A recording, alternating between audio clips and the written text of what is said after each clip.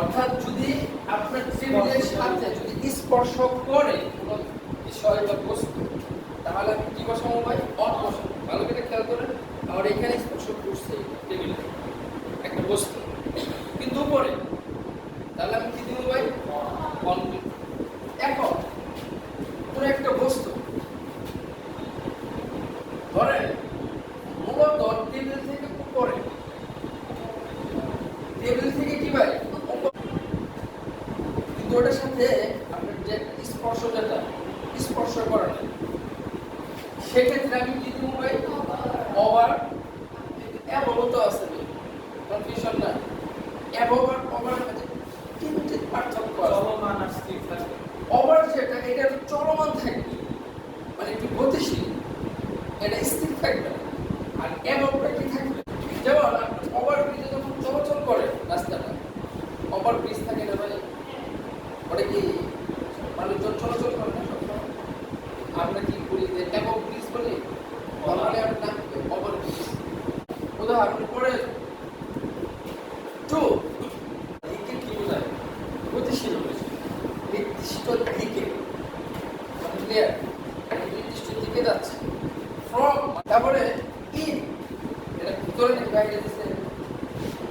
ইনটা কোথায় দিচ্ছে? টেবিলে বা একটা ভিতরে বা বাক্সর ভিতরে। আপনি এখানে দেন, ধরেন একটা বাক্স এখানে দেন, তার মানে এখানে ভিতরে কি আবদ্ধ না, একদম স্থির, স্থিতিশীল অবস্থা। আর থ্রো, এটা কি দেখছি ভাই? থ্রো, থ্রো মানে কি বলতো? কোনো কিছুর মধ্য দিয়ে, কোনো কিছুর থ্রো বসাবো। আমি বললাম যে ছেলেটি বনের মধ্য দিয়ে কি করতেছে, হেঁটে যাচ্ছে, বা মেয়েটি মাঠের মধ্য দিয়ে কি করতেছে, না হেঁটে যাচ্ছে, সামথিং বিষয়। এই ক্ষেত্রে নর্মালি থ্রো হয়। আর ইনটু, ইনটু বিষয়টা হচ্ছে তোমার বাইরে থেকে ভিতরে যখন তুমি ঢুকবা, একটা গতিশীল অবস্থা হয়েছে, গতিশীল অবস্থা, বাইরে থেকে তোমার ভিতরে ঢুকবা, একটা গতিশীল অবস্থা হয়েছে।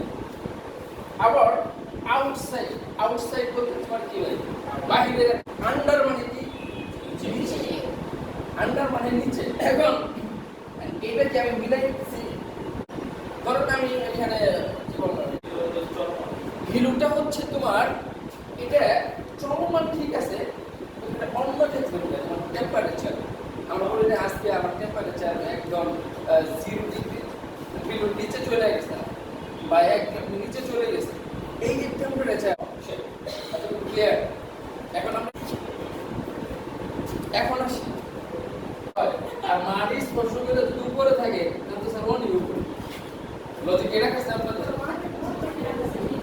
এটা কিন্তু ওই লজিক না, ভালো করে খেয়াল করেন। আমরা মাঠের মধ্যে বুঝাই না, স্থিতিশীল অবস্থা বা সে মাঠের মাঝখানে তো আসছে, তাই না? সেক্ষেত্রে টস করছে, ভালো করে খেয়াল করেন। মোস্ট রিস্ট্রাক্টরস খুব প্রফেশনাল, ভালো করে খেয়াল করেন। অ্যান্সার করেন, কেউ করবেন, মুস্তাকিম করবেন। ছোট জায়গায় আগে কি বসবে? আগে আপনি অ্যান্সার করেন, লজিক করেন। In Mirpur on Dhaka. In Mirpur on Dhaka, এটি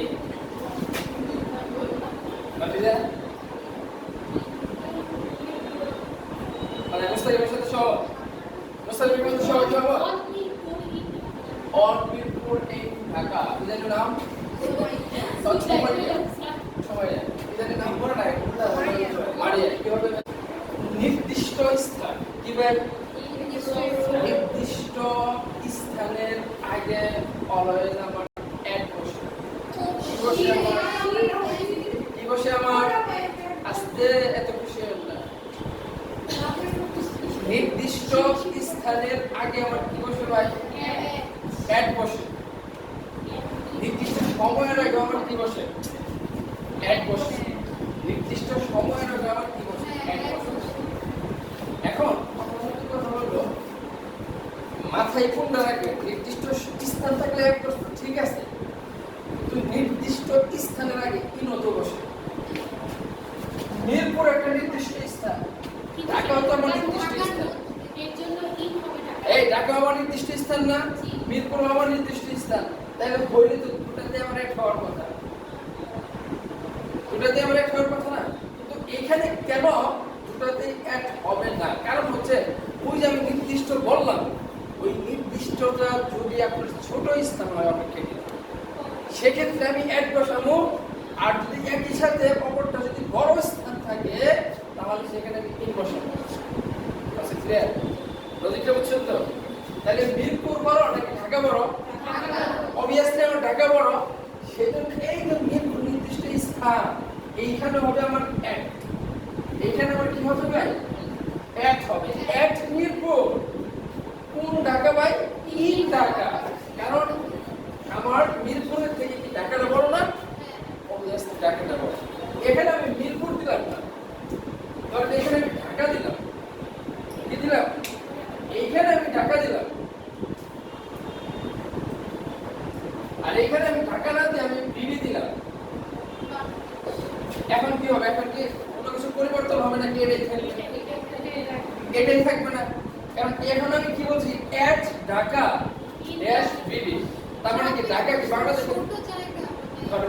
হ্যাঁ, এক্স্যাক্টলি ছোট। বাংলাদেশের থেকে বিডি মানে বাংলাদেশ, বিডি মানে বাংলাদেশ। বাংলাদেশের চেয়ে ঢাকা ছোট। ভালো করে কনফিউশনটা খেয়াল করেন। বুঝতে বুঝতেছ? আমি এখানে বিডি এখানে দিলাম না, আমি এইখানে বিডি দিলাম। বিডি মানে বাংলাদেশ, আর এইখানে দিলাম ধরেন এশিয়া। এখন বুঝতে পারছেন বিষয়টা কি? এটা ডিপেন্ড করবে হচ্ছে ওই স্থানটা ওই পোস্টের ক্যাটাগরি উপর। দুই গুণ না, দুই গুণ হলো আমি এখানে টু দিলাম না, আমি টু দিলাম না, শুধু আমি কি দিলাম ভাই? ডিভাইডেড বললাম যে 10th ফেব্রুয়ারি, 2 ফেব্রুয়ারি, 1 ফেব্রুয়ারি সামথিং যাই দিলাম। তারিখের আগে আমার কি বলবে? মায়ের আছে আর মাই আমার বাড়ি ও তুমি টু সাইড আছো, আকাশে ভুলে না, সমস্যা নাই তো। আমি তো এটা ধরি না, আমি পড়াইতে এটা তো বুঝছি, কিন্তু যে ওইখানে না দিলে তো বাড়তে এখানে কি আছে? লাস্ট ইয়ার, গত বছর ইট কাম ব্যাক, সে ফিরে আসে টু হোম। মাই হোম আমার বাড়ি, মাই আমি বলছিলাম to my to my home. আবার এটা তুমি কি রং দিবা? এরকম হয় ওটা তোমার কি হয়? ওটা কিছু ফ্রেজাল ওয়ার্ড আছে, এটা তো ফ্রেজাল প্রিপোজিশন না, স্পেসিফিক কিছু তোমার ফ্রেজাল ওয়ার্ড তোমার টু ডট টু ওইরকম হয়, কিন্তু এটা তো ওই রকম ফ্রেজাল প্রিপোজিশন না। তুমি এটা বুঝতে পারছো? এটা এখন আছে ওয়ার্ড অন বিটুইন, এমন করছি, ইন করছি, বাকি আছে কি? হ্যাঁ, ভিডিও পরে বুঝাই তো। সেই ক্ষেত্রে আমি ভিডিও আর ক্যাপাবেল কথা বলতেছি, এটা হলো মানে আপনার কাছাকাছি অর্থ দেয়, কিন্তু বিপরীত অর্থ, কিন্তু বিপরীত অর্থ। ভিডিও করতে মানে একদম